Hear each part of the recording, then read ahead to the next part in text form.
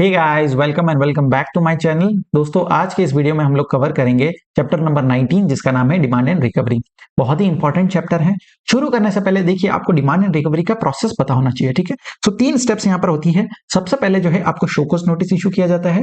उसके बाद demand order आता है।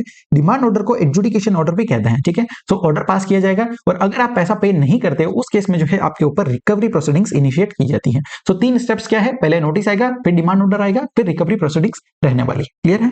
शुरू करते हैं। सबसे पहले सेक्शन नंबर 73 एंड 74। दोनों ही सेक्शन जो है काफी सिमिलर है, इसलिए मैंने साथ में दिया हुआ है।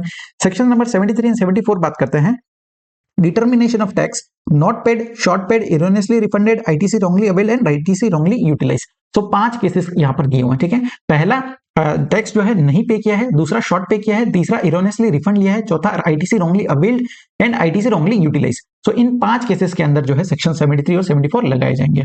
अब सेक्शन नंबर 73 जो है वो बात करता है बोनाफाइड मिस्टेक। बोनाफाइड मिस्टेक क्या होता है? मतलब आपसे गलती से मिस्टेक हो गई, ठीक है। So for reasons other than fraud, wilful misstatement और सप्रेशन ऑफ फैक्ट, मतलब आपने जो है इंटेंशनली नहीं किया, आपका जो है बोनाफाइड मिस्टेक था, उस केस में सेक्शन नंबर 73 लगाया जाता है, ठीक है। और अगर आपका डेलिब्रेट अटेम्प्ट है, आपने जानबूझ करके किया है, ठीक है, for reasons of fraud, wilful misstatement या सप्रेशन ऑफ फैक्ट है, उस केस में सेक्शन नंबर 74 लगाया जाता है।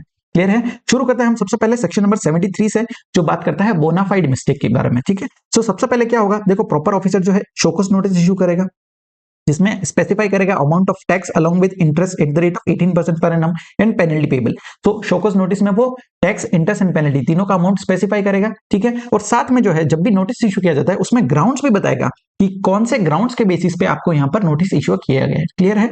अब प्रॉपर ऑफिसर अगर चाहे तो आपको शो कॉज नोटिस इशू करने से पहले एक इनफॉर्मल यहाँ पर आपको कम्युनिकेशन भी कर सकता है about the details of any tax, interest and penalty as ascertained by him. तो शो कॉज नोटिस इशू करने से पहले आपको, अगर वो चाहे, प्रॉपर ऑफिसर में लिखा है, ठीक है। सो अगर वो चाहे तो नोटिस सर्व करने से पहले भी आपको यहाँ पर कम्युनिकेट कर सकता है कि आपको कितना टैक्स, इंटरेस्ट, पेनल्टी जो है वो पे करना रहेगा। अब इस केस में टाइम लिमिट क्या है? तो देखो, टाइम लिमिट बहुत इंपॉर्टेंट, ठीक है। सो इस चैप्टर के अंदर टाइम लिमिट के रिगार्डिंग काफी सारे क्वेश्चन दिए हुए हैं। अब सेक्शन नंबर 73 के अंदर ऑर्डर पास करने का जो टाइम लिमिट दिया है वो बोला है 3 इयर्स, ठीक है। और 3 इयर्स कब से देखना है? From the due date of furnishing annual return. और अगर रिफंड का केस है तो उस केस में डेट ऑफ इरोनियस रिफंड, जिस दिन इरोनियसली रिफंड लिया, वहां से 3 इयर्स के अंदर अंदर एडजुडिकेशन ऑर्डर पास करना पड़ेगा। अब date of furnishing annual return क्या होता है? तो 31 December of the following year, ठीक है। जो भी नेक्स्ट ईयर होगा उसका 31 दिसंबर हमारा एनुअल रिटर्न का डेट होता है। सो वहां से 3 साल के अंदर अंदर आपको डिमांड ऑर्डर पास करना पड़ेगा, ठीक है। अब नोटिस इशू करने का टाइम लिमिट क्या है? क्योंकि ये तो ऑर्डर का लिखा है, तो नोटिस इशू करने का टाइम लिमिट बोला है 3 months prior to the date of issue of order. So 3 महीना पहले कितना होता है? 2 इयर्स एंड 9 मंथ्स। क्लियर है? तो जब भी आंसर लिखते हो आपको टाइम लिमिट कितना लिखना है? 3 months prior to the date of issue of order. Clear है? सो कितना होगा? 2 इयर्स एंड 9 मंथ्स। अब ये कहां से होगा? वही from the date of filing annual return और date of erroneous refund. Clear है? अब पेनल्टी का क्या बोला है? तो देखो, पेनल्टी इसमें जो है 3-4 सिनेरियोस दिए। पहला सिनेरियो बोलता है जहां पर आप पैसा पे कर देते हो before issuance of show cause notice, ठीक है। जिस दिन शो कॉज नोटिस इशू हुआ उससे पहले ही पैसा पे कर दिया, चाहे आपने खुद की मर्जी से पे कर दिया या फिर हमने जो यहाँ पर पढ़ा है कि प्रॉपर ऑफिसर पहले भी आपको कम्युनिकेट कर सकता है डिटेल्स, ठीक है। तो मान लीजिए प्रॉपर ऑफिसर ने पहले कम्युनिकेट किया है और आप पैसा पे कर देते हो, उस केस में जो है आपको किसी भी तरह का कोई भी पेनल्टी यहाँ पर पे नहीं करना पड़ेगा। क्लियर है? इंटरेस्ट लगेगा 18% की रेट से, लेकिन पेनल्टी पे करने की जरूरत नहीं है, आपको जो है यहाँ पर वेवर दिया हुआ है। नेक्स्ट केस, जहां पर आप पैसा पे करते हो with in 30 days after the issuance of show cause notice, मतलब नोटिस इशू हुआ उसके 30 दिन के अंदर आप पैसा अगर पे कर देते हो, उस केस में भी कोई पेनल्टी पे करने की जरूरत नहीं है, ठीक है। सो दोनों ही केसेस में पेनल्टी नहीं रहेगा। और थर्ड केस क्या बोला है? अगर आप पैसा पे करते हो with in 30 days from the communication of the order, जिस दिन ऑर्डर आपका आया एडजुडिकेशन ऑर्डर, वहां से अगर 30 डेज में पैसा पे कर देते हो, उस केस में पेनल्टी कितना लगेगा? 10% ऑफ द टैक्स अमाउंट और ₹10,000 विच एवर इज हायर, ठीक है। सो 10% ऑफ टैक्स अमाउंट और 10,000 विच एवर इज हायर, इतना आपको पेनल्टी पे करना पड़ेगा।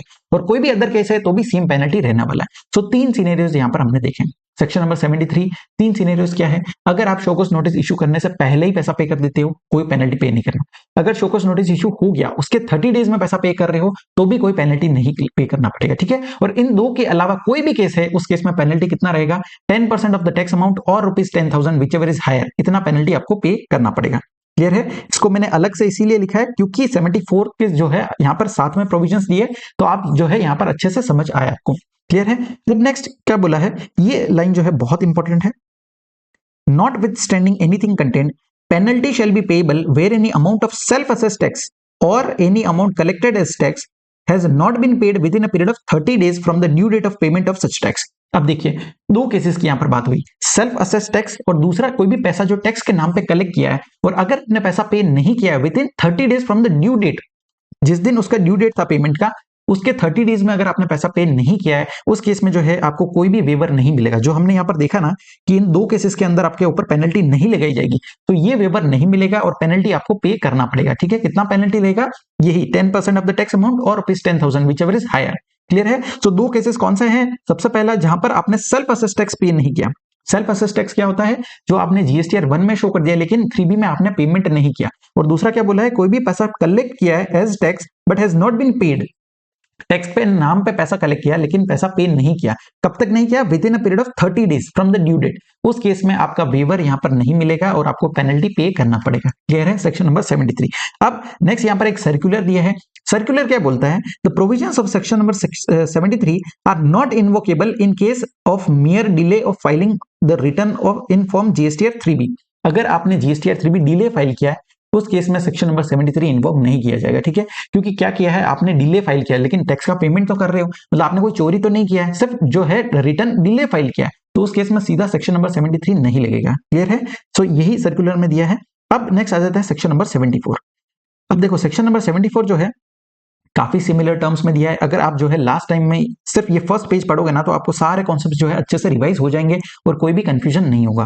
क्लियर है? चलो नेक्स्ट सेक्शन नंबर 74 क्या बोलता है? डेलिब्रेट अटेम्प्ट, जहां पर by reasons of fraud, wilful misstatement या सप्रेशन ऑफ फैक्ट के द्वारा आपने कोई यहां पर किया है, ठीक है, फ्रॉड किया है, उस केस में सेक्शन नंबर 74 लगेगा। प्रोसेस क्या रहने वाला है? सेम प्रोसेस है। सबसे पहले proper officer show cause notice issue करेगा, उसमें स्पेसिफाई करेगा कितना टैक्स, इंटरेस्ट, पेनल्टी आपको पे करना है। अब जो भी शोकॉज नोटिस इशू किया जाएगा उसमें ग्राउंड्स भी बताएंगे कि किस ग्राउंड्स पे शोकॉज नोटिस इशू किया जा रहा है। नेक्स्ट, अगर प्रॉपर ऑफिसर चाहे, प्रॉपर ऑफिसर में before serving of such show cause notice communicate the details of any tax, interest and penalty as ascertained by him। अगर वो चाहे तो वो पहले भी आपको यहाँ पर इनफॉर्मल तरीके से आपको बता सकता है। ठीक है, अब टाइम लिमिट क्या रहेगा? तो देखो ऑर्डर पास करने का टाइम लिमिट बोला है 5 इयर्स। 5 इयर्स कब से देखना है? From the due date of furnishing of the annual return. और अगर इरोनियस रिफंड का केस है तो जिस दिन आपने लिया refund, date of erroneous refund, वहां से आपको 5 इयर्स का टाइम लिमिट देखना है ऑर्डर पास करने का। ठीक है, और शोकॉज नोटिस इशू करने का टाइम लिमिट क्या बोला है? तो 6 months prior to the date of issue of order. 6 months प्रायर कितना होता है? 4 इयर्स एंड 6 मंथ। ठीक है, तो टाइम लिमिट ध्यान रखना, सेक्शन नंबर 73 में 3 इयर्स दिया है ऑर्डर पास करने का और 74 में 5 इयर्स दिया है। नोटिस इशू करने का टाइम पीरियड क्या है? 73 के अंदर 2 इयर्स एंड 9 मंथ्स है और 74 के अंदर 4 इयर्स एंड 6 मंथ है। क्लियर है? चलो अब सेक्शन नंबर 74 में पेनल्टी कितना रहेगा? तो देखो पेनल्टी के भी 4 सिनेरियोस दिए हैं। सबसे पहला, जब आप पैसा पे करते हो before issuance of show cause notice, notice issue करने से पहले ही पैसा पे कर दिया, तो पेनल्टी कितना रहेगा? 15% ऑफ द टैक्स अमाउंट। अब देखो यहाँ पर कोई भी वेवर नहीं है, क्यों? क्योंकि ये फ्रॉड वाला केस है। ठीक है, यहाँ पर 73 में आपको 2 केसेस में वेवर मिला था लेकिन 74 में नहीं मिलेगा। सो अगर आप शोकॉज नोटिस इशू होने से पहले ही पैसा पे कर देते हो तो 15% ऑफ द टैक्स अमाउंट का पेनल्टी रहने वाला है। नेक्स्ट, अगर आप पैसा पे करते हो with in 30 days after the issuance of show cause notice, जिस दिन नोटिस रिसीव हुआ वहां से 30 डेज के अंदर अगर पैसा पे कर रहे हो उस केस में 25% ऑफ द टैक्स अमाउंट, ये आपका पेनल्टी रहने। नेक्स्ट, अगर आप पैसा पे करते हो with in 30 days from the communication of the order, जिस दिन ऑर्डर कम्युनिकेट किया वहां से 30 डेज में अगर पैसा पे कर रहे हो उस केस में 50% ऑफ द टैक्स अमाउंट, ये आपका पेनल्टी रहने वाला है। और लास्ट, अगर कोई एनी अदर केस है उस केस में 100% ऑफ द टैक्स अमाउंट, जितना आपका टैक्स का अमाउंट है उतना इक्विवेलेंट जो है आपको पेनल्टी पे करना पड़ेगा।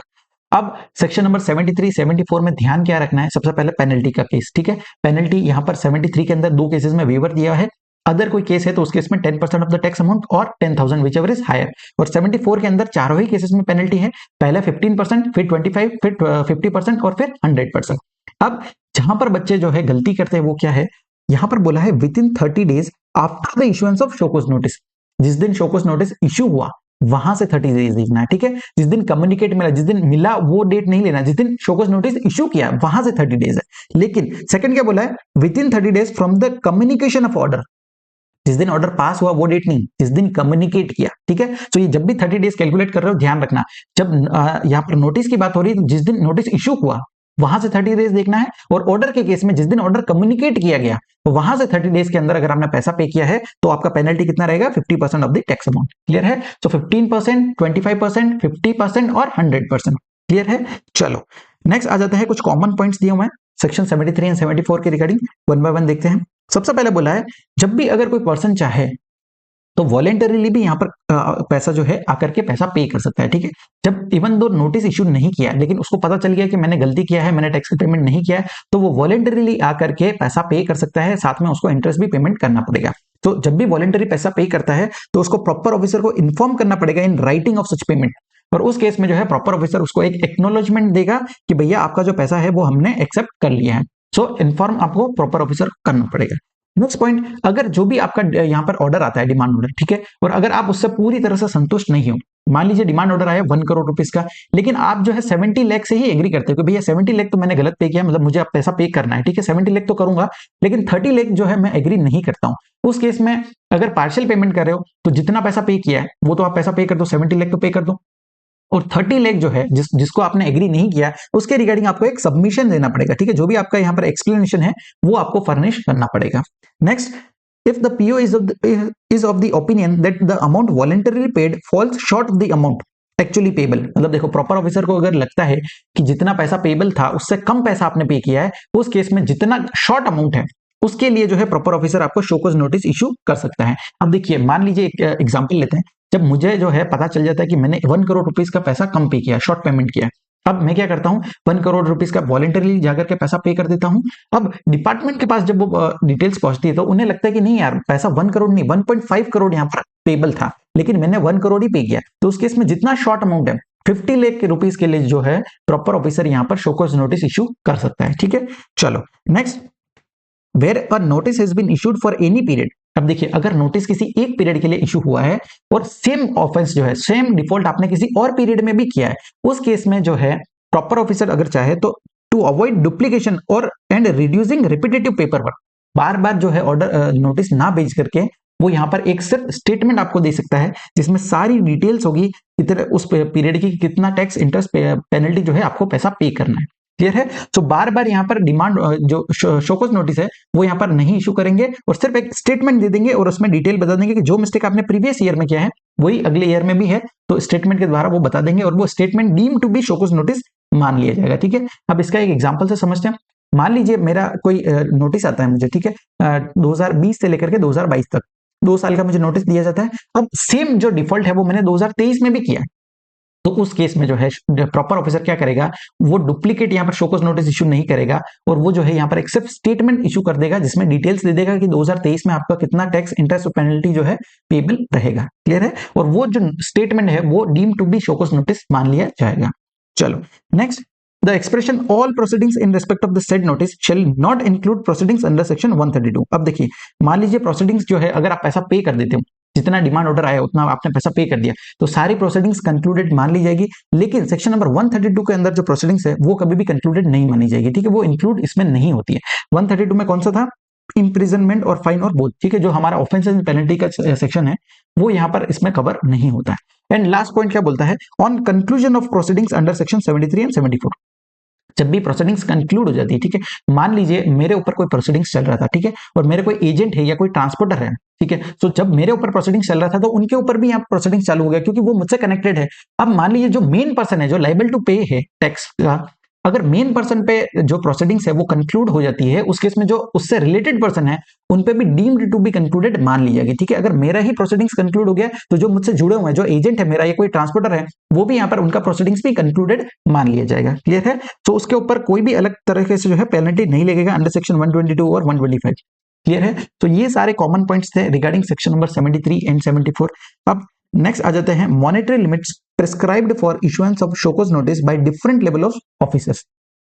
कौन से लेवल का ऑफिसर जो है कितने अमाउंट का शोकॉज नोटिस भेज सकता हूं। ठीक है? तो यहाँ पर ये जो क्वेश्चन है एमसीक्यू में आपको टेस्ट किया जा सकता है, तो ध्यान रखना है। अगर कोई सुपरिटेंडेंट है तो उस केस में वो कितना शोकॉज नोटिस भेज सकता है, कितने अमाउंट का, नॉट एक्सीडिंग ₹10 लाख, तो अप टू 10 लाख तक का यहाँ पर शोकॉज नोटिस भेज सकता है। नेक्स्ट, कोई डेप्यूटी या असिस्टेंट कमिश्नर है तो वो above 10 lakh rupees and not exceeding 1 crore, so 10 lakh rupees से above but up to rupees 1 crore तक का शोकॉज नोटिस भेज सकता है। एंड लास्ट, अगर कोई एडिशनल कमिश्नर या ज्वाइंट कमिश्नर है तो वो 1 करोड़ के अबाउ का अमाउंट भी यहाँ पर शोकॉज नोटिस भेज सकता है। क्लियर है? तो ये जो लिमिट्स दिया है ये सीजीएसटी एक्ट के अंदर है। इक्विवेलेंट लिमिट यहाँ पर एसजीएसटी एक्ट के अंदर भी दिया हुआ है। और अगर आईजीएसटी एक्ट की बात करें तो जस्ट आपको अमाउंट डबल कर देना है। ठीक है, तो उतना यहाँ पर लिमिट रहने वाला है। चलो नेक्स्ट आ जाते हैं सेक्शन नंबर 75। सेक्शन नंबर 75 की बात करता है general provisions relating to determination of tax. अब देखो जो सेक्शन 73 एंड 74 हमने पढ़े उसके रिगार्डिंग कुछ जनरल पॉइंट्स यहाँ पर दिए हुए हैं। ठीक है, सारे पॉइंट्स इंपॉर्टेंट है, वन बाय वन हम डिटेल में डिस्कस करते हुए चलेंगे। सबसे पहले दिया है period of stay order by court और appellate tribunal to be excluded in computing the limitation period under section 73 and 74। तो जो भी आप टाइम लिमिट है 73 के अंदर 3 इयर्स का टाइम लिमिट दिया है, 74 के अंदर 5 इयर्स का टाइम लिमिट दिया है। तो जब भी आपका कोई ऑर्डर आता है कोर्ट का जो स्टे कर देता है आपकी प्रोसीडिंग्स को, तो वो स्टे का पीरियड जो है आपको इंक्लूड नहीं करना है। ठीक है, जब भी आप टाइम लिमिट निकाल रहे हो।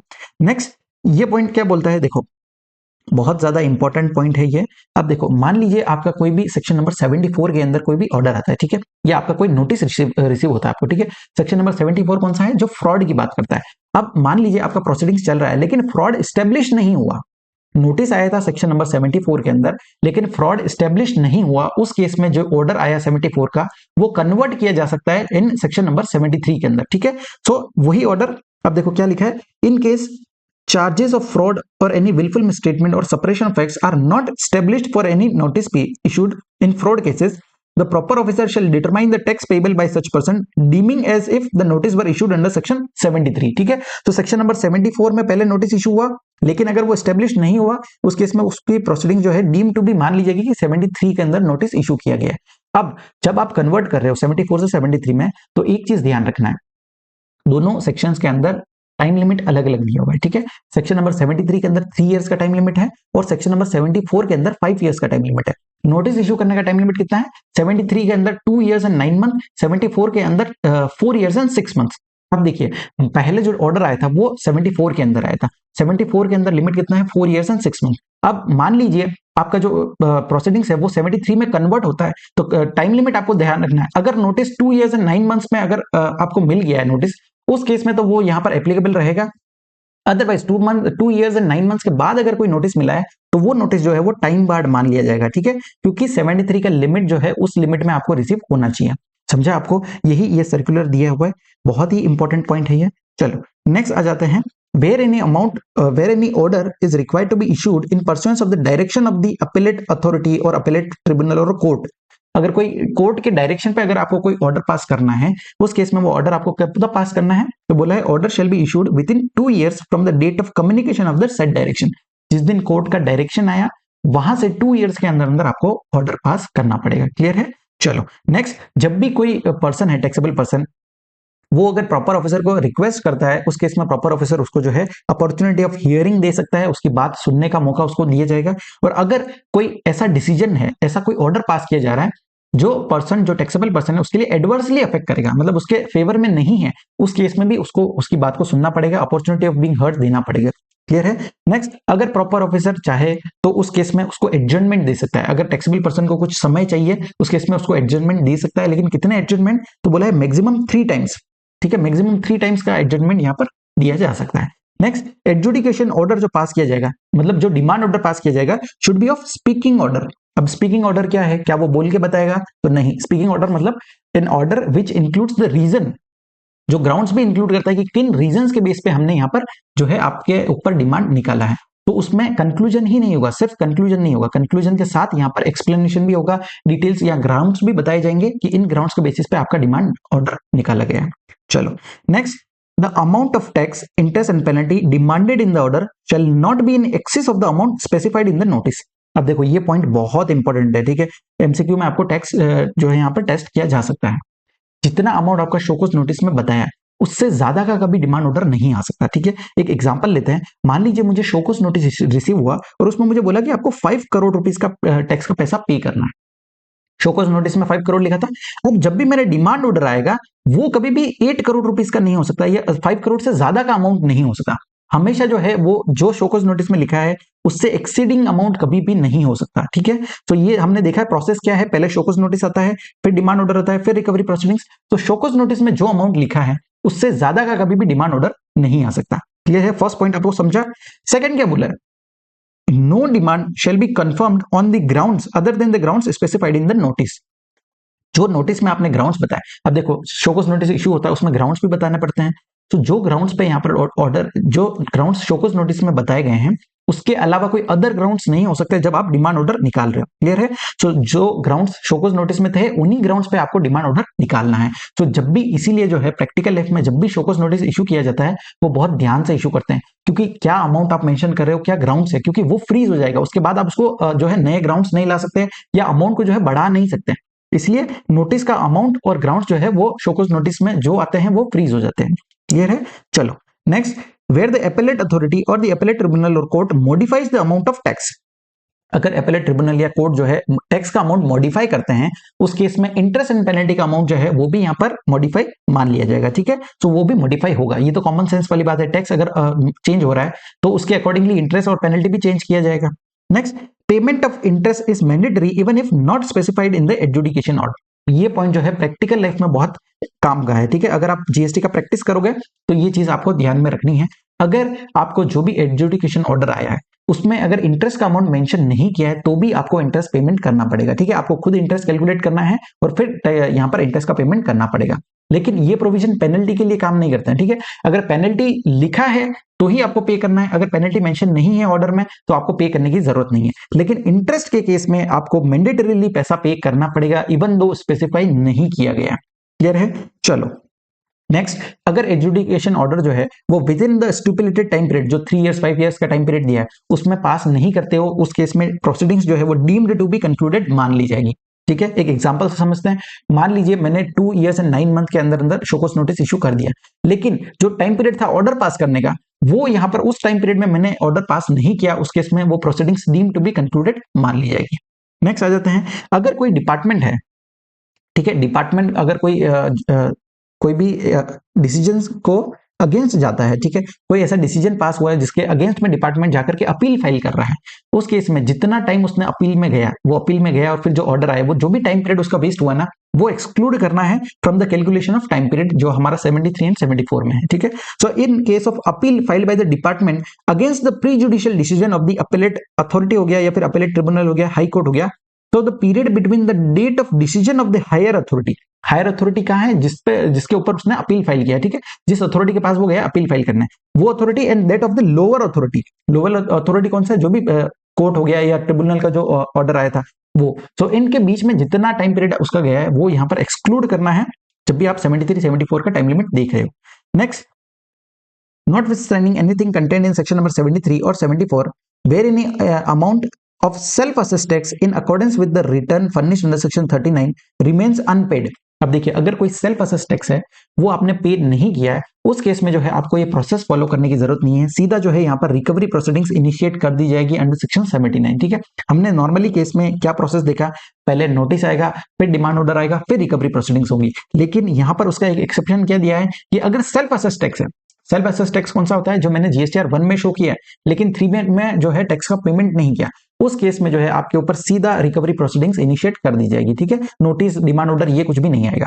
लेकिन अब देखो, इसका जो है प्रैक्टिकल लाइफ में आपको ध्यान रखना है कि अगर आपने कोई भी एरर की वजह से आपने मिसमैच आ रहा है आपके, ठीक है, जीएसटीआर 1 और 3 में मिसमैच आ रहा है because of the genuine reason है कोई, जैसे रीजन क्या हो सकता है कि मैंने जीएसटीआर 1 में जो है कोई ट्रांजेक्शन शो नहीं किया, ठीक है, मैं भूल गया, लेकिन जीएसटीआर 3 में मैंने करेक्टली टैक्स का पेमेंट कर दिया, तो अब मैं क्या करूंगा, जो जीएसटीआर 1 में ट्रांजैक्शन भूल गया उसको अगले मंथ के जीएसटीआर 1 में बताऊंगा, तो उस केस में जो है ये जेन्युइन रीजन है, तो यहां पर कोई टैक्स का चोरी नहीं किया, तो उस केस में रिकवरी प्रोसीडिंग्स इनिशिएट नहीं होगी। दूसरा सेकंड केस, जब आपने कोई भी जीएसटीआर 1 में कोई ट्रांजैक्शन शो किया है लेकिन जीएसटीआर 3 में आप शो करना रह गया, मतलब मान लीजिए आपका कोई टाइपिंग एरर हो गया, गलती से आपका रह गया कोई ट्रांजैक्शन, उस केस में आप क्या करोगे, जो भी सब्सिक्वेंट पीरियड होगा उसमें आपको टैक्स का पेमेंट कर लिया करेक्टली, तो ये क्या है, ये एक तरह का जेन्युइन रीजन है। ठीक है? सो इस केस में जो है रिकवरी प्रोसीडिंग्स इनिशिएट नहीं किया जाएगा। अदरवाइज नॉर्मल केस में क्या है, अगर आपने सेल्फ असेस टैक्स का पेमेंट नहीं किया है, वो अगर रिमेन्स अनपेड है, उस केस में जो है सीधा रिकवरी प्रोसीडिंग्स इनिशिएट कर दिया जाएगा। अब नेक्स्ट लास्ट पॉइंट क्या बोला है, where any penalty is imposed under section 73 and 74, no penalty for the same act or omission shall be imposed on the same person under any other provisions of this act। मतलब देखिए, कोई person के ऊपर 73 या 74 की proceedings चल रही है तो उसका कोई भी अदर प्रोविजंस पे यहाँ पर पेनल्टी नहीं लगाई जा सकती है, कोई अदर प्रोविजंस इन्वोक नहीं किए जा सकते हैं। जैसे कि हमने सेक्शन नंबर 122 जो ऑफेंसेस एंड पेनल्टी चैप्टर का सेक्शन है उसमें 21 ऑफेंसेस का लिस्ट दिया होगा, ठीक है। तो उनके वो सेक्शन नंबर 122 के अंदर कोई भी यहाँ पर प्रोविजंस नहीं लगाए जाएंगे, ठीक है, क्योंकि ऑलरेडी 73 74 के प्रोसीडिंग्स चल रही है। तो यहाँ पर जो हमारे सारे सेक्शन नंबर 75 के सारे जो जनरल प्रोविजंस है वो कवर होते हैं। अब नेक्स्ट आ जाते हैं सर्कुलर ऑन फेक इनवॉइसेस। अब देखिए ये सर्कुलर बहुत अच्छा दिया हुआ है यहाँ पर। अगर आप आईसीआई मटेरियल में देखोगे तो 4 पेजेस का दिया हुआ है, ठीक है। मैं आपको बताता हूँ, ये देखिए यहाँ पर जो है पूरा सर्कुलर दिया हुआ है जिसमें 3 अलग अलग इश्यूज को जो है कंप्लीट कवर किया है। सो ये पूरा 3-4 पेजेस का दिया हुआ है। अब हम जो है इस चार्ट से समझेंगे, आपको जो है तीनों इश्यूज मैं आपको समझा दूंगा, ठीक है। एक एग्जांपल से समझते हैं। सबसे पहला मिस्टर ए है जो सप्लाई कर रहा है मिस्टर बी को, ठीक है, और क्या कर रहा है, इशू कर रहा है fake invoice without supply of goods और सर्विस। मतलब इनवॉइस इशू कर रहा है लेकिन गुड्स और सर्विस का सप्लाई नहीं कर रहा है, ठीक है। तो मतलब क्या है, फेक इनवॉइस यहाँ पर दे रहा है मिस्टर बी को, और मिस्टर बी क्या कर रहा है, यहाँ पर उस फेक इनवॉइस के बेस पे इनपुट टैक्स क्रेडिट अवेल कर रहा है। अब पहला जो इशू है उसके अंदर 3 क्वेश्चंस पूछे गए। पहला पूछता है कि क्या ये सप्लाई कहलाएगा। दूसरा क्वेश्चन है कि क्या इस पे ऊपर सेक्शन नंबर 73 या 74 की डिमांड प्रोविजंस लगाए जाएंगे। और थर्ड पूछता है क्या इस पे ऊपर कोई भी पेनल्टी लगाया जाएगा मिस्टर ए के ऊपर, ठीक है। तो ये पहला इशू 3 सवाल पूछता है। अब पहली चीज समझो, सप्लाई क्या होता है, हमने पढ़ा है सेक्शन 7 सबसेक्शन 1 क्या बोलता है। सप्लाई मींस कोई भी आप सप्लाई कर रहे हो गुड्स या सर्विस का for a consideration in the course of furtherance of business, ठीक है। तो वो सप्लाई के स्कोप में आता है। अब यहाँ पर तो सप्लाई नहीं हो रहा है, गुड्स को तो सप्लाई कर ही नहीं रहा है, सिर्फ आगे इनवॉइस दे रहे फेक इनवॉइस, तो ये सप्लाई नहीं है। अगर कोई ट्रांजैक्शन सप्लाई नहीं है तो उस पर डिमांड एंड रिकवरी के प्रोविजंस तो आएंगे नहीं, ठीक है। 73 74 की तो बात ही नहीं आएगी। So it is not a supply, hence no notice under section 73 और 74। लेकिन थर्ड जो क्वेश्चन है कि इस पर पेनल्टी लगेगा क्या, सो पेनल्टी डेफिनेटली लगेगा सेक्शन नंबर 122 के अंदर।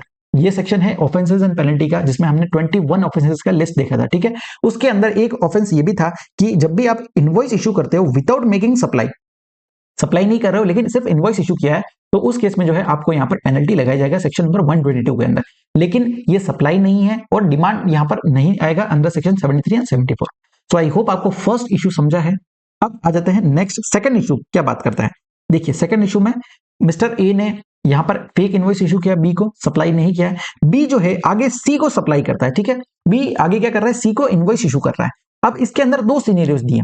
सेकंड इशू बात करता है जब बी ने आगे सी को इनवॉइस इशू किया है विद एक्चुअल सप्लाई, मतलब बी क्या कर रहा है, इनवॉइस भी इशू कर रहा है और एक्चुअल में सप्लाई भी कर रहा है। तो ये एक अच्छा ट्रांजैक्शन है। इस केस में ये सप्लाई के स्कोप में आ जाएगा क्योंकि मूवमेंट हो रहा है गुड्स का, ठीक है। गुड्स यहाँ पर सप्लाई किए जा रहे हैं और इनवॉइस भी इशू किया जा रहा है। तो इस केस में जो है डिमांड के प्रोविजंस लग जाएंगे, ठीक है, डिमांड एंड रिकवरी के। अब कौन सा सेक्शन लगेगा, 73 का लगेगा, 74 का लगेगा, तो 74 का लगेगा क्योंकि ये फ्रॉड कर रहा है। बी क्या कर रहा है, बी जो है वो इनवॉइस इशू हुआ उसको फेक इनवॉइस के बेस पे आईटीसी ले रहा है, आईटीसी अवेल कर रहा है। उसने कोई यहाँ पर गुड्स रिसीव नहीं हुआ है, ठीक है, कोई सप्लाई नहीं मिला है उसको गुड्स या सर्विस का। मिस्टर ए ने उसको कोई भी सप्लाई नहीं किया गुड्स या सर्विस का, सिर्फ फेक इनवॉइस इशू किया है और उसके बेस पे मिस्टर बी ने यहाँ पर आईटीसी क्लेम किया है। तो ये जो है उसने गलती किया है। 74 के अंदर उसको जो है यहाँ पर डिमांड ऑर्डर दिया जाएगा as ITC availed and utilize fraudulently. उसने फ्रॉड करके आईटीसी यहाँ पर क्लेम किया है, ठीक है। सेकंड इशू भी आप आई होप आपको समझा है। अब थर्ड इशू क्या बात करता है, जब मिस्टर ए ने फेक इनवॉइस दिया मिस्टर बी को और मिस्टर बी ने जो है आगे इनवॉइस इशू किया मिस्टर सी को विदाउट एक्चुअल सप्लाई। अब देखो सप्लाई कहीं हो ही नहीं रही है, सिर्फ आगे से आगे फेक इनवॉइसेस पास किए जा रहे हैं। सो इस केस में भी क्या है, क्या ये सप्लाई कहलाएगा, क्या सप्लाई तो नहीं है। क्यों, क्योंकि यहाँ पर गुड्स या सर्विस का सप्लाई हो ही नहीं रहा है, ठीक है, सिर्फ इनवॉइस आगे से आगे पास किए जा रहे हैं। सप्लाई नहीं है तो डिमांड ऑर्डर भी नहीं आएगा। सो इस केस में क्या होगा, सेक्शन नंबर 122 के अंदर पेनल्टी लगाई जाएगी। लेकिन पेनल्टी 2 ऑफेंसेस इसने किए हैं। मिस्टर बी की बात हो रही है, ठीक है। मिस्टर बी ने 2 ऑफेंसेस किए हैं। पहला ऑफेंस इसने क्या किया, इसने जो है यहाँ पर आईटीसी अवेल किया है गलत तरीके से, ठीक है। उसने मिस्टर ए से जो है कोई भी गुड्स या सर्विस रिसीव नहीं किए, उसने फेक इनवॉइस के बेस पे आईटीसी अवेल किया। पहला गलती तो ये किया। दूसरा, उसने आगे सप्लाई भी किया है, ठीक है, आगे फेक इनवॉइस इशू किया है without actual supply. So 2 issues क्या किए हैं। पहला issues invoice without making supply जो उसने सी को सप्लाई किया, और दूसरा availing and utilizing ITC without supply, ठीक है, आईटीसी गलत तरीके से लिया। इस केस में सेक्शन नंबर 122 के अंदर पेनल्टी लगाया जाएगा। क्लियर है। आई होप आपको ये पूरा सर्कुलर समझा है, ठीक है, तीनों इश्यूज समझे हैं। यहाँ पर जो है इस चार्ट को अगर आप देखोगे तो तीनों इश्यूज आपको 1, 2 एंड 3 तीनों ही आपको समझ जाएगा। क्लियर है। ध्यान रखना सप्लाई कब कहलाएगा, जब एक्चुअल में गुड्स, यहाँ पर गुड्स या सर्विस दिए गए हैं, ठीक है। अगर गुड्स सर्विस नहीं दिए उस केस में वो सप्लाई नहीं कहलाएगा। सप्लाई नहीं कहलाएगा तो डिमांड ऑर्डर उस पर पास नहीं किया जा सकता। उस केस में आपको सीधा सेक्शन नंबर 122 देखना रहेगा। क्लियर है? और अगर सप्लाई हो रहा है, एक्चुअल सप्लाई है, उस केस में डिमांड ऑर्डर लगेगा सेक्शन नंबर 74 के अंदर। चलो नेक्स्ट आ जाते हैं सेक्शन नंबर 76। ये बात करता है tax collected but not deposited. अब देखिए, जो भी पर्सन टैक्स के नाम पे कुछ पैसा कलेक्ट करता है किसी व्यक्ति से, कोई कस्टमर से पैसा अगर कलेक्ट किया आपने टैक्स के नाम पे, तो वो आपको गवर्नमेंट को पैसा पे करना पड़ेगा, ठीक है। इवन तो कोई ट्रांजैक्शन है, जो कोई सप्लाई आपने किया जो एग्जेम्प्ट सप्लाई है, मतलब उस पर टैक्स आपको कलेक्ट नहीं करना था, फिर भी अगर आपने टैक्स का पैसा कलेक्ट कर लिया है तो आपकी जिम्मेदारी है कि आप जो है वो गवर्नमेंट को पैसा पे करो, ठीक है। आप बेनिफिट्स अपने पास नहीं रख सकते हैं। तो जो भी पैसा टैक्स के नाम पे कलेक्ट किया है तो गवर्नमेंट को पैसा पे करना पड़ेगा। अगर पैसा पे नहीं करोगे तो क्या होगा, प्रॉपर ऑफिसर यहाँ पर जो है शोकॉज नोटिस इशू करेगा उस व्यक्ति के ऊपर, और उस व्यक्ति को जो है यहाँ पर एक्सप्लेनेशन देना पड़ेगा। उसके बाद जो है यहाँ पर अमाउंट डिटरमाइन किया जाएगा। अमाउंट कितना रहेगा, जो भी आपने पैसा कलेक्ट किया एज टैक्स, अपने कस्टमर से जो भी टैक्स के नाम पे पैसा कलेक्ट किया है, plus interest at the rate of 18% per annum from the date of collection, जिस दिन कस्टमर से कलेक्ट किया, till the date of payment, जिस दिन गवर्नमेंट को पैसा पे किया, ठीक है। तो इस पीरियड का जो है आपको इंटरेस्ट भी पेमेंट करना पड़ेगा। अब शोकॉज नोटिस आने के बाद ऑर्डर कब तक पास किया जाएगा? तो ऑर्डर पास करने का बोला है कि ऑर्डर जो है स्पीकिंग ऑर्डर रहेगा, और वो within 1 year from the date of issue of notice आपको जो है पास करना पड़ेगा। ये टाइम पीरियड में जो है आपको एक्सक्लूड करना है स्टे पीरियड। अगर कोई स्टे लगाया गया है तो वो एक्सक्लूड करना है। ऑर्डर हमेशा स्पीकिंग ऑर्डर पास किया जाएगा। स्पीकिंग ऑर्डर क्या है, जिसमें रीजंस भी रहते हैं। क्लियर है? कितने टाइम पीरियड में? 1 ईयर में। चलो नेक्स्ट, जो भी पैसा आपने कलेक्ट किया, ठीक है, मान लीजिए आपने कस्टमर से कलेक्ट किया, एग्जाम सप्लाई किया था लेकिन पैसा कलेक्ट कर लिया, अब कलेक्ट किया है तो आपको गवर्नमेंट को पैसा पे करना पड़ेगा। अब ऐसा कोई सप्लाई है जिसपे टैक्स पेबल नहीं था लेकिन आपने कलेक्ट कर दिया है तो आपने गवर्नमेंट को पे किया, उस केस में जो सरप्लस पैसा है ना, वो यहां पर क्रेडिट कर दिया जाएगा to the consumer welfare fund, क्योंकि वो ट्रांजैक्शन पे एक्चुअल में टैक्स आपको कलेक्ट करना ही नहीं था, बट फिर भी आपने कलेक्ट कर दिया है तो आपको गवर्नमेंट को पैसा पे करना है, और गवर्नमेंट क्या करेगी, उन पैसों का सीधा ट्रांसफर कर देगी, क्रेडिट कर देगी कंज्यूमर वेलफेयर फंड के अंदर। और अगर सेकंड केस, अगर पैसा जो है वो पेबल है किसी पर्सन को, और अगर वो जो टेस्ट है, टेस्ट ऑफ अनजस्ट इनरिचमेंट, वो पास कर देता है, उस केस में उस पर्सन को जो है रिफंड कर दिया जाएगा, अगर कोई सरप्लस पैसा बच जाता है तो। क्लियर है? चलो नेक्स्ट आ जाता है सेक्शन नंबर 77। 77 बात करता है tax wrongfully collected and paid to central government, state government. ये सेक्शन हमने रिफंड चैप्टर में भी पढ़ा है। ये सेक्शन क्या बोलता है कि अगर कोई रजिस्टर्ड पर्सन ने कोई ट्रांजैक्शन को इंटर स्टेट सप्लाई मान करके आईजीएसटी का टैक्स का पेमेंट कर दिया, और सब्सिक्वेंटली बाद में चल करके उसको पता चलता है कि ये ट्रांजैक्शन जो है वो इंट्रा स्टेट सप्लाई है, मतलब उसे सीजीएसटी एंड एसजीएसटी का पेमेंट करना था, उस केस में क्या होगा, उसको करेक्ट हेड के अंदर टैक्स का पेमेंट करना पड़ेगा, और जो रॉन्ग हेड में उसने पैसा पे कर दिया उसको वो रिफंड लेगा। रिफंड कब तक ले सकते हैं? 2 years from the relevant date. Relevant date क्या है? जिस दिन वो करेक्ट हेड का टैक्स, करेक्ट हेड में जो है टैक्स का पेमेंट कर देता है, जिस दिन पैसा पे करेगा वहां से 2 इयर्स के अंदर अंदर वो पैसा का रिफंड ले सकता है, ठीक है। एंड वाइस वर्सा दिया है, अगर आपने इंट्रा स्टेट सप्लाई मान लिया है, सीएस पे कर दिया है, तो जो है अब आपको करेक्ट हेड में पैसा पे करना है, और जो गलत रॉन्ग हेड में पैसा पे किया उसका आप रिफंड ले सकते हो। चलो नेक्स्ट आ जाता है सेक्शन नंबर 78। ये बात करता है इनिशिएशन ऑफ रिकवरी प्रोसीडिंग्स। अब देखो रिकवरी प्रोसीडिंग्स कब इनिशिएट होंगी, हमने 3 स्टेप्स देखे, पहले शो कॉज नोटिस आएगा, फिर डिमांड ऑर्डर आएगा, फिर रिकवरी प्रोसीडिंग्स आएगी, ठीक है। सो थर्ड स्टेप में हम आ चुके हैं, सेक्शन नंबर 78। ये क्या बोलता है, अगर कोई पैसा पेबल है by a taxable person in pursuance of an order pass under this act, मतलब कोई भी जो है ऑर्डर पास हुआ है किसी व्यक्ति के ऊपर और पैसा अगर पेबल है तो उस व्यक्ति को वो पैसा पे करना पड़ेगा within a period of 3 months from the date of service of such order, ठीक है। जिस दिन ऑर्डर पास किया, ऑर्डर एडजुडिकेशन ऑर्डर आया, उसके 3 महीने के अंदर अंदर आपको पैसा पे करना पड़ेगा। अगर पैसा पे नहीं करोगे तो रिकवरी प्रोसीडिंग्स जो है इनिशिएट कर दी जाएगी, ठीक है। और ये 3 मंथ्स का टाइम पीरियड जो है, अगर गवर्नमेंट को लगता है, ठीक है, अगर प्रॉपर ऑफिसर को लगता है कि भैया हमारा रेवेन्यू खतरे में है, ठीक है, वो बंदा जो है वो भाग जाएगा, वो या फिर वो पैसा पे नहीं करेगा, उस केस में ये 3 मंथ्स का जो टाइम पीरियड है इसको कम भी कर सकते हैं, ठीक है। So less than period of 3 months भी यहाँ पर स्पेसिफाई कर सकते हैं ऑर्डर के अंदर। उस केस में जितना टाइम पीरियड स्पेसिफाई किया है उस टाइम पीरियड में आपको टैक्स का पेमेंट करना पड़ेगा। क्लियर है? सो नॉर्मल केस में आपको कितना याद रखना है कि 3 महीने का समय यहाँ पर मिलता है पैसा पे करने का, अदरवाइज रिकवरी प्रोसीडिंग्स इनिशिएट कर दी जाएगी। अब नेक्स्ट आ जाता है सेक्शन नंबर 79। ये बात करता है mode of recovery of tax, पैसा कैसे रिकवर किया जाएगा, कौन कौन से मोड्स है, ठीक है। सो वन बाय वन देखते हैं। सबसे पहला दिया है recovery by deduction from any money owed, अगर कोई पैसा रिफंडेबल है, ठीक है, अगर गवर्नमेंट को आपको कोई पैसा रिफंड करना है तो उस केस में क्या करेगी गवर्नमेंट जो है, मतलब जो प्रॉपर ऑफिसर जो है वो यहाँ पर उन्हीं पैसों में से जितना पैसा देना है उसमें से जो है रिकवर कर लेंगे वो अपना, ठीक है। Next, recovery by detaining and selling the goods belonging to the defaulter. Defaulter के कोई भी गुड्स है तो उनको डिटेन कर सकते हैं या उन गुड्स को सेल करके जो है वो अपना पैसा रिकवर कर सकते हैं। Next, recovery from a third person, that is garnishing proceedings. Third person क्या होता है, मान लीजिए मैंने कोई डिफॉल्ट किया है, ठीक है, मेरे ऊपर कोई ऑर्डर पास हुआ है कि 1 करोड़ रुपीस मुझे पे करना है। अब मैं पैसा पे नहीं किया हूं, लेकिन मेरे कोई डेटर्स है जिनसे मुझे पैसा लेना है, ठीक है, तो उस केस में जो है यहाँ पर डिपार्टमेंट क्या कर सकता है, वो जो भी मेरे डेटर्स है उनसे पैसा कलेक्ट कर सकता है, ठीक है। उनको यहाँ पर नोटिस देगा कि आप जो है पैसा सीधा हमें पे करो, आपको चेतन शिमाली को पैसा पे नहीं करना है। तो ये प्रोसीडिंग्स को बोलते हैं गार्निशिंग प्रोसीडिंग्स, जिसमें जो है सीधा थर्ड पर्सन से पैसा रिकवर किया जाता है। नेक्स्ट आ जाता है recovery by sale of movable and immovable property. कोई भी आपका प्रॉपर्टी है उसको सेल करके पैसा रिकवर किया जा सकता है। Next, recovery as arrears of land revenue. अब देखो इस केस में क्या होता है, जो भी आपका डिस्ट्रिक्ट कलेक्टर है उसको जो है एक सर्टिफिकेट यहाँ पर भेजते हैं प्रॉपर ऑफिसर, और उनको बोलता है कि भैया आप जो है हमें पैसा कलेक्ट करके दो। उस केस में जो कलेक्टर होगा, जो डिस्ट्रिक्ट कलेक्टर है, वो उन पैसा को कलेक्ट करेगा as a arrears of land revenue, ठीक है। Next, recovery as fine impose by magistrate. Magistrate का हेल्प ले सकते हैं और उनको बोलेंगे कि भैया जो है हमें पैसा रिकवर करा के दो, तो उस केस में मजिस्ट्रेट यहां पर पैसा रिकवर करेगा। Next, recovery through execution of a decree, मतलब कोई कोर्ट है या उनके द्वारा जो है पैसा यहां पर रिकवर करवाया जाएगा। नेक्स्ट, रिकवरी थ्रू श्योरिटी, अगर किसी व्यक्ति ने श्योरिटी दिया है उस केस में उस श्योरिटी वाले जो बंदा है उससे जो है पैसा रिकवर किया जाएगा। और लास्ट क्या बोला है, recovery from company in liquidation.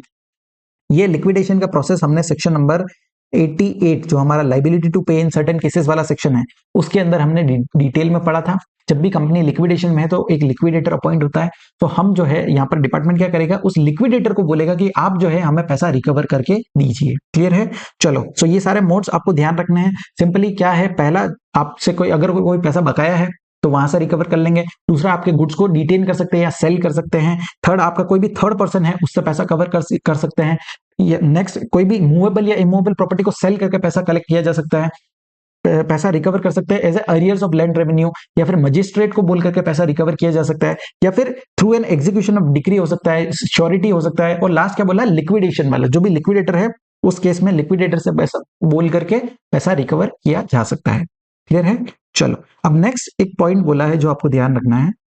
मान लीजिए कोई रिकवरी चल रहा है 5 करोड़ रुपीस का, ठीक है, 5 करोड़ रुपीस रिकवर करना था, लेकिन हमने ये मोड्स लगाए और हमने पैसा कितना रिकवर कर पाया, मान लीजिए डिपार्टमेंट जो है सिर्फ 3 करोड़ ही रिकवर कर पाया। उस केस में ये जो 3 करोड़ है इसको अपोर्शन करना पड़ेगा इक्वली, ठीक है। सो 1.5 करोड़ जो है वो सेंट्रल गवर्नमेंट अपने पास रखेगी और 1.5 करोड़ जो है वो स्टेट गवर्नमेंट के पास पैसा जाएगा। तो जितना भी रिकवरी होता है उसको आपको अपोर्शन करना पड़ेगा between the central and state government, ठीक है। और अगर यूनियन टेरिटरी है तो यूनियन टेरिटरी यहाँ पर जो है 50% यहाँ पर उनके पास पैसा जाएगा। क्लियर है? Next, recovery of taxes can also be made from distinct person. अब देखिए आपका कोई डिस्टिंक्ट पर्सन क्या होता है, जो सेम पेन पे सेपरेट रजिस्ट्रेशन लिया हुआ है, ठीक है। सो रिकवरी जो है डिस्टिंक्ट पर्सन से भी किया जा सकता है।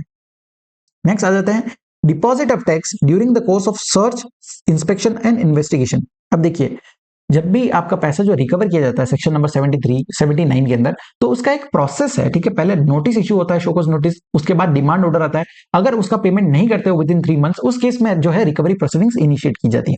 अब मान लीजिए आपका कोई भी प्रोसीडिंग्स चल रहा है, ठीक है, मान लीजिए कोई इंस्पेक्शन चल रहा है या सर्च चल रहा है या कोई इन्वेस्टिगेशन चल रहा है, उस केस में कोई भी ऑफिसर जो है फोर्सफुली यहां पर पैसा रिकवर नहीं कर सकता, ठीक है। तो ये ध्यान रखना, the officer can not forcefully recover the tax due during the course of search और इंस्पेक्शन और इन्वेस्टिगेशन प्रोसीडिंग्स। वो कभी भी फोर्सफुली पैसा कलेक्ट नहीं कर सकता, वो कोई वसूली भाई नहीं है, ठीक है। वो यहाँ पर सर्च कर रहा है, इंस्पेक्शन कर रहा है, तो उस केस में उसका जो भी यहाँ पर पैसा निकल रहा है, पेबल निकल रहा है, तो उसको एक लीगल प्रोसेस के थ्रू यहाँ पर पेमेंट करना पड़ेगा। शोकॉज नोटिस आएगा, फिर डिमांड ऑर्डर आएगा, फिर रिकवरी प्रोसीडिंग्स इनिशिएट की जाएगी। लेकिन अगर कोई टैक्सेबल पर्सन चाहे तो वो सामने से वॉलेंटरी जाकर के पैसा पे कर सकता है, ताकि जो है उसको यहाँ पर इंटरेस्ट या पेनल्टी का जो बर्डन है वो ज्यादा ना बढ़े, ठीक है। जितना लेट पैसा पे करेगा उतना इंटरेस्ट का अमाउंट बढ़ता चला जाएगा, पेनल्टी बढ़ती चली जाएगी। इसलिए अगर टैक्सेबल पर्सन चाहे तो वो वॉलेंटरीली पैसा पे कर सकता है, लेकिन कोई ऑफिसर यहाँ पर फोर्सफुली पैसा कलेक्ट नहीं कर सकता, ठीक है, रिकवरी नहीं कर सकता। चलो, नेक्स्ट आ जाता है सेक्शन नंबर 80।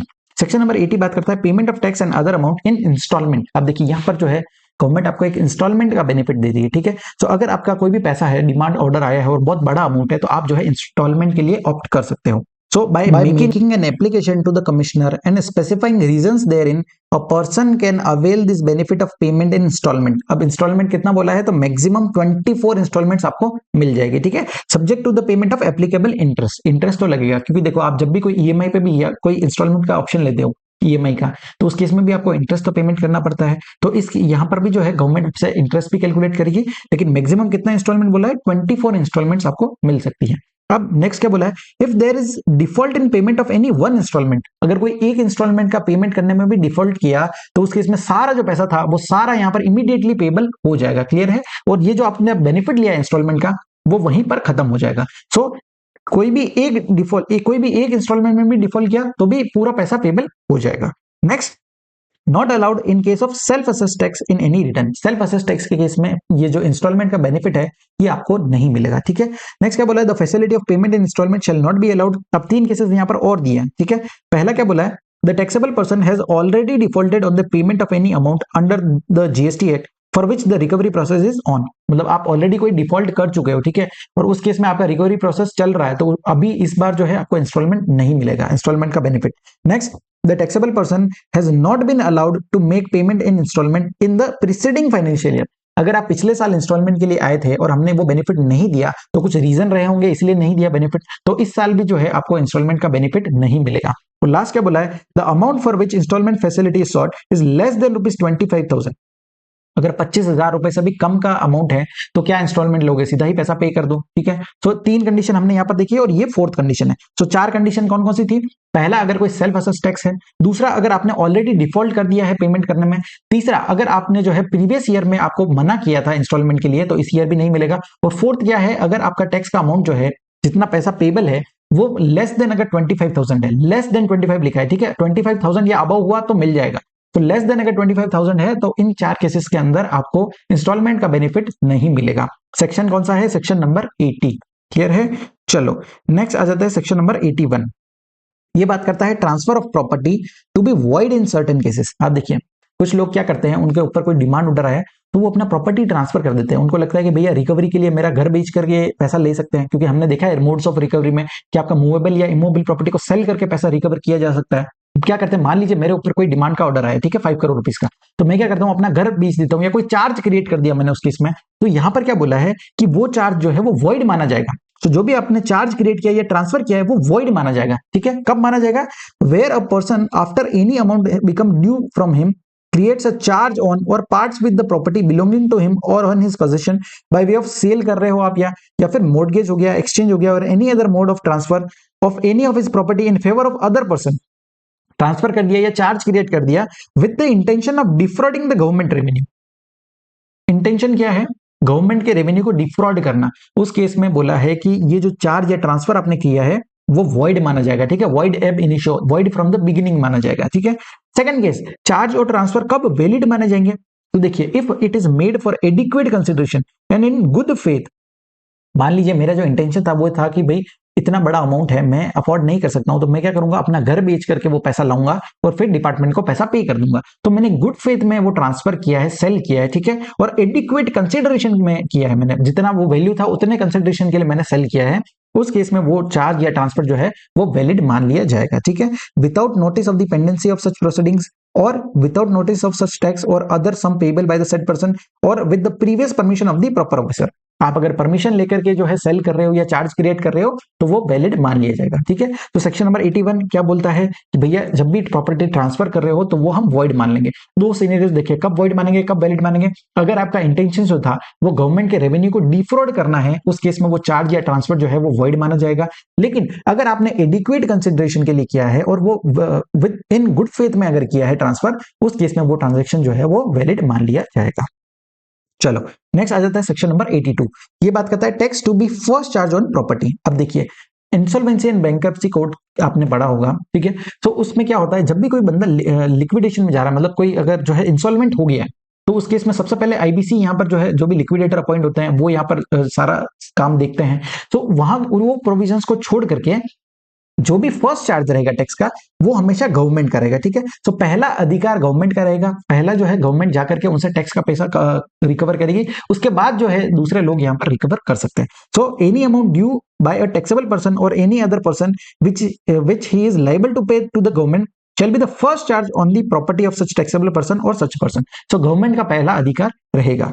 चलो नेक्स्ट आ जाता है section number 83, provisional assessment to protect revenue in certain cases. अब देखिए गवर्नमेंट को अगर लगता है कि हम उनका रेवेन्यू जो है वो खतरे में है, ठीक है, उनको अगर ऐसा लगता है इंस्पेक्शन के दौरान, देखिए after the initiation of any proceedings under assessment हो गया या फिर inspection search seizure and arrest हो गया एंड और डिमांड एंड रिकवरी। सो ये तीनों ही चैप्टर हम पढ़ चुके हैं, ठीक है। असेसमेंट हो गया या फिर inspection search seizure and arrest और क्या बोला डिमांड एंड रिकवरी के बाद उनको अगर ऐसा लगता है, कमिश्नर का ओपिनियन ये है कि हमारा जो रेवेन्यू है वो खतरे में है, उस केस में वो कोई भी प्रॉपर्टी को अटैच कर सकता है प्रोविजनली। क्या अटैच कर सकता है? कोई भी प्रॉपर्टी हो गया इंक्लूडिंग बैंक अकाउंट्स, ठीक है। किसके कर सकता है? कोई भी टैक्सेबल पर्सन के और any person specified under section 122(1)(a। ये सेक्शन हमारा ऑफेंसेस एंड पेनल्टी चैप्टर का सेक्शन है, ठीक है।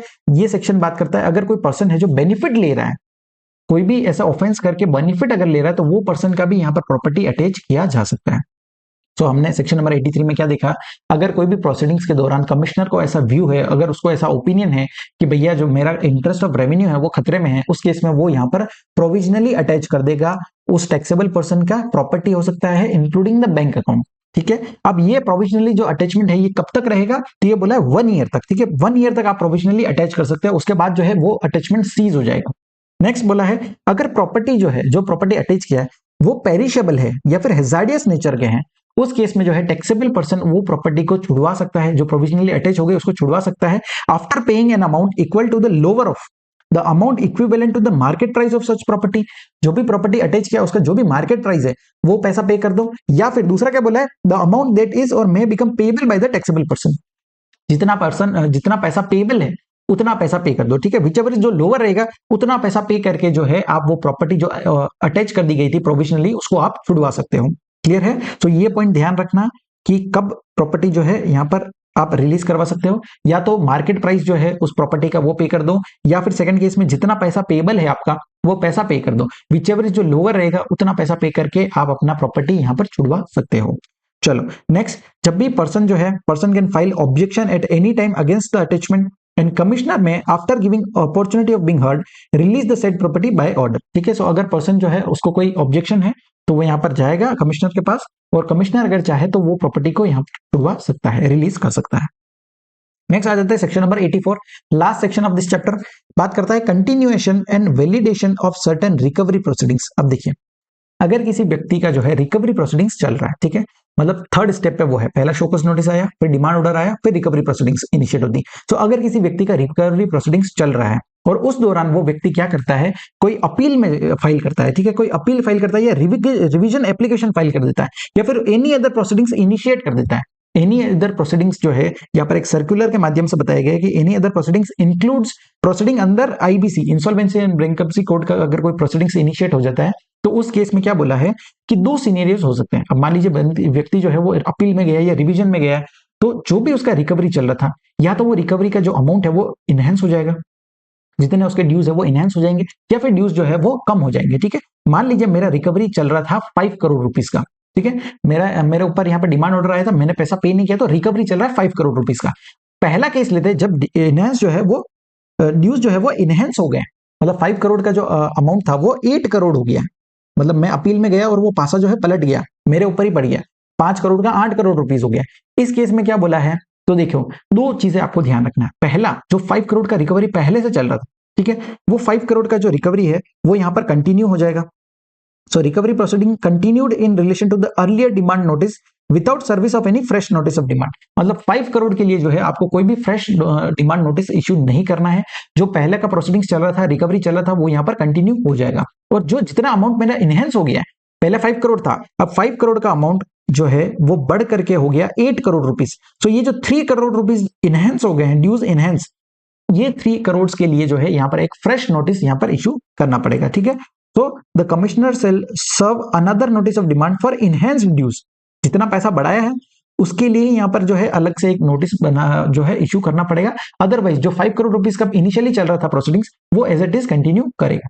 क्लियर है? सो हमारा फर्स्ट केस आपको समझा जहां पर ड्यूज जो है वो इनहेंस हो रहे हैं। ठीक है, अब सेकंड केस लेते हैं जहां पर ड्यूज जो है वो रिड्यूस हो रहा है। मेरा रिकवरी चल रहा था 5 करोड़ रुपीस का, लेकिन अब जो है रिड्यूस होकर के कितना हो गया, 3 करोड़ रुपीस हो गया। ठीक है, मान लीजिए 3 करोड़ रुपीस हो गया है। इस केस में क्या होगा, तो देखो, not necessary to serve a fresh notice of demand. नया जो फ्रेश नोटिस जो है वो आपको इश्यू नहीं करना, क्योंकि देखो 5 करोड़ का रिकवरी तो ऑलरेडी चल रहा था। अब हुआ क्या है, 5 करोड़ का 3 करोड़ हो गया। पैसा बढ़ा तो नहीं है ना, बढ़ता है तो हम फ्रेश नोटिस इश्यू करते हैं। यहाँ पर कम हो रहा है तो कोई फ्रेश नोटिस इश्यू नहीं करना है। जस्ट आपको जो है एक इंटीमेशन देना पड़ेगा। किसको इंटीमेशन दोगे, जो भी पर्सन है, जो टैक्सेबल पर्सन हो गया एंड द अप्रोप्रिएट अथॉरिटी, उसका कोई जो भी अप्रोप्रिएट अथॉरिटी है, इन दोनों को जो है यहाँ पर इंटीमेशन देना पड़ेगा कि भैया जो पहले हम 5 करोड़ का रिकवरी कर रहे थे, अब हम 3 करोड़ का ही रिकवरी करेंगे। And recovery proceedings continued in relation to the reduced amount. जो भी रिड्यूस अमाउंट होगा उसके खिलाफ जो है, उसके अगेंस्ट जो है यहाँ पर रिकवरी चालू रहेगा। 5 करोड़ का अमाउंट था, वो हो गया 3 करोड़ रुपीस। सो अब क्या होगा, इस 3 करोड़ के अगेंस्ट जो है रिकवरी प्रोसीडिंग्स चालू रहेगा, और यहां पर सिर्फ एक इंटीमेशन दिया जाएगा कि आपका अमाउंट जो है वो कम हो गया। क्लियर है? आई होप आपको सेक्शन नंबर 84 समझा है। आई होप आपको डिमांड एंड रिकवरी के सारे प्रोविजंस अच्छे से समझ आए हैं। हमने यहाँ पर बहुत अच्छे से डिटेल में सारी चीजें कवर की है। अगर आपको ये वीडियो अच्छा लगता है तो जरूर इस वीडियो को लाइक करो और कमेंट सेक्शन में आपका फीडबैक बताओ कि आपको इस कैसा एक्सपीरियंस आपका रहा है। ठीक है, तो आपके जो फीडबैक्स रहते हैं वो मुझे बहुत मोटिवेट करते हैं, ताकि मैं इस तरह के और अच्छे अच्छे वीडियोस बना पाऊं। तो आज के लिए इतना ही। Thank you so much.